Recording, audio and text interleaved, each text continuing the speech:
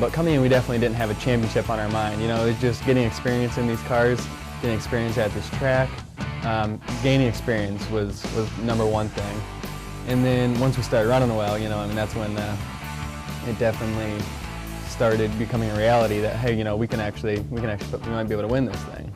Yeah, there was definitely a few drivers that, you know, as we were racing with, I would have to, you know, I would know that, you know, they might do this in the corner, then other drivers wouldn't. Some drivers that I knew I could run side by side with 10 laps in a row, and we wouldn't even come close to making contact. You know, they're just very clean drivers.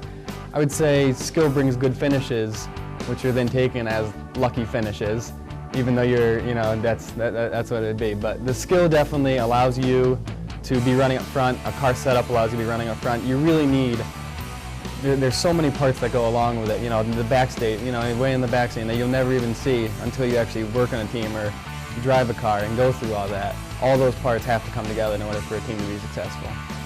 We definitely, you know, to keep the car healthy, we just maintenance. I mean, you know, we do, you know, oil changes, and when it needs to be done, you know, don't skip it. I mean, it's a lot easier to do an oil change, and just make sure like I said, if you think a bolt's bent, just change it. Don't say, well, you know, maybe it'll be fine. I'm not going to go through the extra work because that's going to take me 5 minutes longer, you know, and I think it'll be fine. Even if you have a doubt in your mind that something is off a little bit, fix it, do it right, and you know, if everything's perfect when you head to the track, it's going to make the day at the track a lot easier. The team communication was definitely you know, great all year. I've worked with my dad, and Lenny is our main crew guy, and basically it's the three-man team for working on the car. And then so I would just go out there and I would tell them what the car's doing, and then we'd discuss all our options, and you know, every change is going to have, you know, numerous effects, so we'd go through, discuss all our options, and then we would just go from there, and then, you know, pick the best option, and it seemed to work out most every week. Well, I don't believe in luck, really. I think it's coincidence. It's what's the saying now? Coincidence taken personally. So I think instead of luck, I would say you need to have everything in order, and if everything's in order and the car's fast and the circumstances are right, and you know, you got some greater good going there, you know, you're gonna run up front.